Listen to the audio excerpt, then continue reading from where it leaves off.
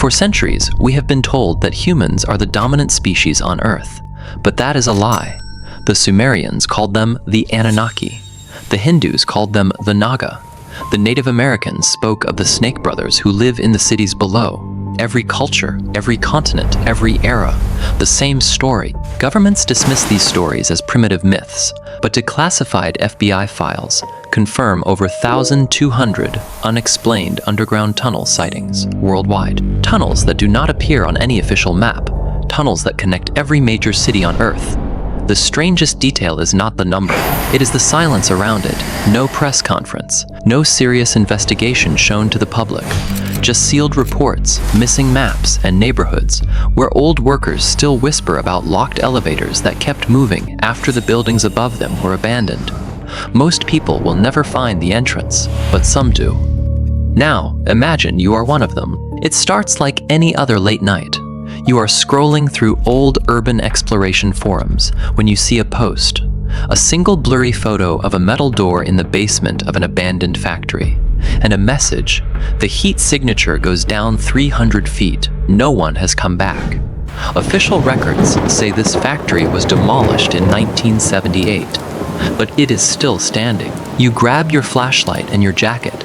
An hour later, you are standing in front of that door. It is not locked. It opens as if it was waiting for you. The factory windows are broken, but the glass is scattered outside, not inside, as if something pushed its way out years ago. The air smells of rust, wet concrete, and heat rising from a place that should be cold. Your phone loses signal before you step through it. Water drips somewhere ahead. Cold air slides under your jacket. The tunnel goes on and on until it ends at a wall of solid black stone. The first thing carved into the wall is not a warning. It is your name. Hundreds of names stretch above yours. Some date back to the Bronze Age. Some are from last week. Next to every name, a date. The day that person was born, you try to convince yourself it is a coincidence. Maybe someone found your online profile. Maybe this is a prank built for people like you, but the letters are not scratched recently. Mineral deposits have grown inside the grooves. Your name has been waiting in stone for years. This is not a monument. This is not a tomb. This is a registration system. They did not discover you when you walked through that door. They registered you the day you were born. The metal door behind you slams shut. No wind, no explosion. It just closes. The stone wall begins to hum. A voice echoes through the tunnel. It is not any language you have ever heard, but it says your name perfectly. The ground cracks open at your feet. A stone staircase descends into absolute darkness. They do not build walls to keep people out. They build them to let the right people in. When you find your name carved into a wall 300 feet beneath your city, what is your next move, archaeologists? Tell us that human civilization is 6,000 years old. But what if there was a civilization older than ours? A civilization that did not die out. It just moved down. The staircase ends. You stepped into a space so large your flashlight cannot reach the ceiling. This is not ruins. This is a city, and it is alive. At first, the city seems empty. Then you notice the small signs of use. A strip of wet footprints crossing a bridge. A thin mist escaping from a vent. A distant metallic click answered by another click far below. This place is not abandoned. It is simply quiet. Towers rise like bones from the stone floor. Pipes twist like veins between buildings. Green light glows from cracks in the walls, cold and steady, like thousands of eyes watching you. Ancient carvings cover every surface. Tall reptilian figures with long tails and vertical pupils. Humans kneeling before them. For centuries, we thought these were images of worship, but we were wrong. They are census records. Two paths open before you. Option 1, the main street. Wide, clear, leading straight to the center of the city, but you can hear soft scratching sounds coming from the buildings on either side. Option 2, a low drainage tunnel, just big enough to crawl through, dark, wet, and impossible to see more than a few feet ahead. We all like to think we would be brave. We all like to think we would choose the path of truth. But when you are standing in the dark alone, and something is watching you, the body chooses before the mind can finish thinking. You drop to your knees and crawl into the drain. As you crawl, the drainage tunnel narrows until your shoulders scrape both sides. The water is shallow, but it moves against you, warm for 1 second and icy the next. Above the stone, something drags its claws slowly along the pipe, matching your pace without needing to see you behind you. You hear something step out onto the main street. It does not run. It walks, slowly, like it has all the time in the world. It knew which path you would take. It always knew. Which path would you have taken? The drain spits you out into a circular room. This is the heart of the city, and it is not what anyone expected. There are no weapons, no monsters, no treasures. Just walls and walls of golden metal plates. Each plate contains the complete record of a human life: name, birth date, death date, every fear, every desire, every choice they ever made. The plates are arranged with impossible patience. Some are polished bright, as if still being updated. Others are dark, sealed, and cold. You realize the archive is not organized by nations or centuries, but by decisions, people who ran, people who obeyed, people who opened doors they were warned not to open. This is not an archive of enemies. This is not a hit list.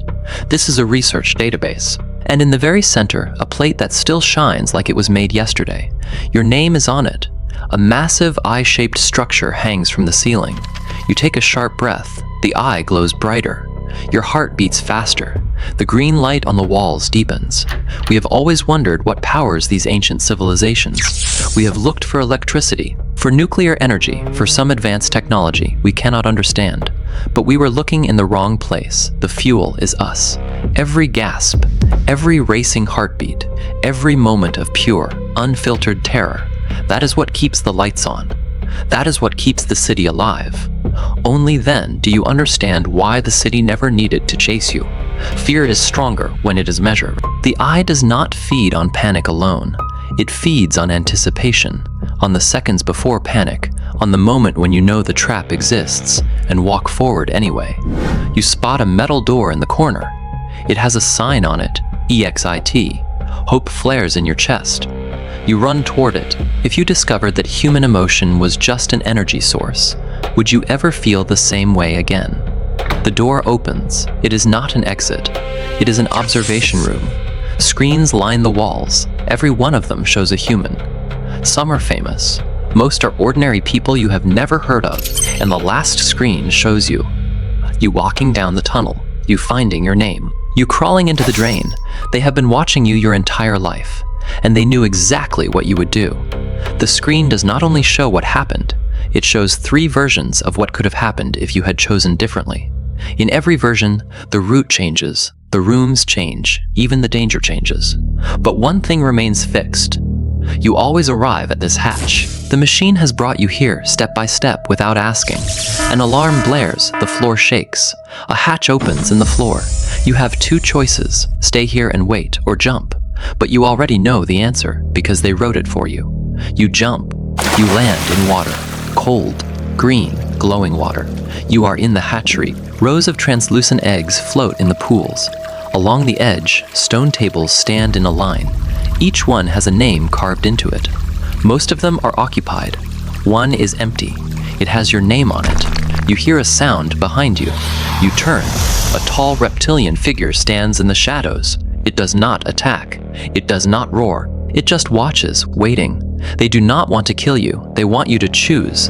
When every possible outcome has already been predicted, do you still have free will? You run, past the stone tables, past the glowing eggs, through a narrow corridor that leads upward, and then you hear it. Cars honking, people talking, the distant rumble of a subway train, the surface. You round the corner. A white metal door stands at the end of the hall. The sounds of the world you know are coming from behind it. But there is no handle. In the center of the door, carved into the metal, is your face. 2 lines of text are carved below it. Return to the surface. Leave the recorded self below. This is the secret that has been hidden from humanity for 12,000 years. They do not want to conquer us. They do not want to eat us. They want to study us. They want to record us. They want to understand us. And every single one of us has a name on that wall. Every single one of us has a table waiting. If you open this door, you will go home. You will walk back into your life. But a part of you will stay here forever. Your name, your memories, your fears. You will never be sure if the person who walks out that door is really you. If you turn around, you will face them. You will refuse to be a number, you will break the cycle, but you will probably never see the sun again.